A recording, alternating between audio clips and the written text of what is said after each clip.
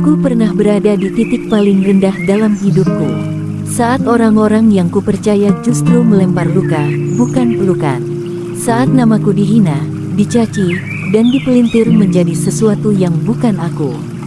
Tapi justru di saat itu, di saat aku merasa sendirian, cahaya itu datang. Tidak disangka, luka itu menjadi jalan untuk menyentuh hatiku dan mengubah segalanya. Di video ini, aku akan membuka semuanya tentang luka, air mata, dan bagaimana Tuhan menunjukkan jalan di tengah gelapnya fitnah. Sebelum kita lanjut, silahkan tekan tombol like dan nyalakan lonceng notifikasi untuk mendapatkan video inspirasi hidup yang lain. Kisah luka yang tak tampak oleh mata.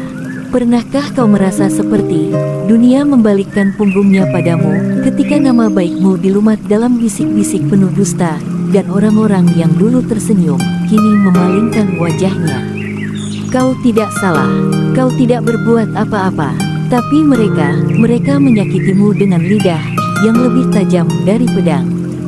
Ini bukan sekadar cerita, ini kenyataan yang dialami oleh banyak jiwa yang sedang dilatih oleh Allah.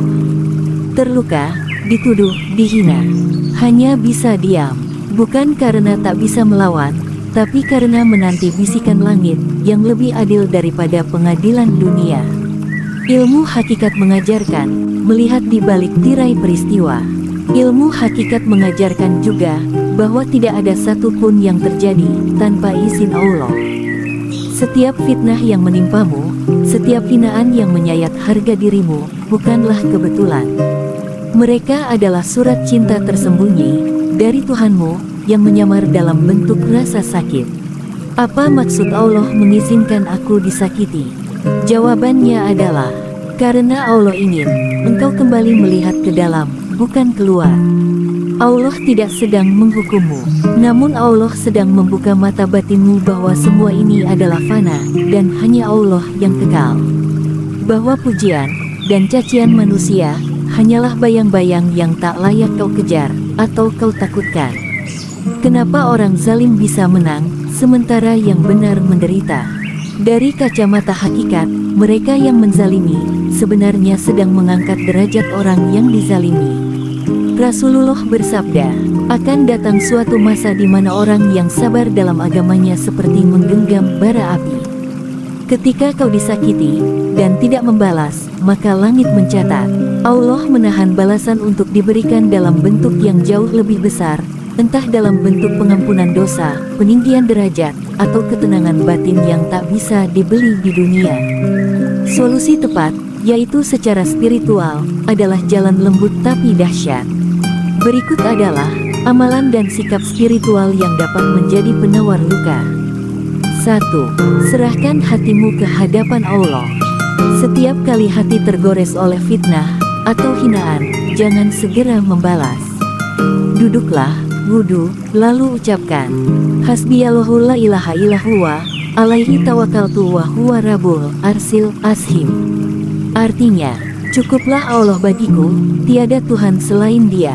Kepadanya aku bertawakal. 2. Doakan mereka yang menyakiti. Ini bukan kelemahan. Ini adalah kekuatan batin yang hanya dimiliki oleh para hamba yang dekat dengan Allah. Ucapkan dalam diam, Ya Allah, ampuni mereka. Jangan hukum mereka karena kejahilan mereka, tapi cukupkan aku dengan perlindungan-Mu. 3. Berzikir dengan nama Allah. Zikir, Ya Latif, sebanyak 129 kali setiap malam, adalah salah satu cara memanggil kasih sayang Allah yang tersembunyi dalam takdir yang pahit. 4. Yakinlah, balasan dari Allah pasti datang. Allah tidak tidur. Jika tidak di dunia, maka di akhirat.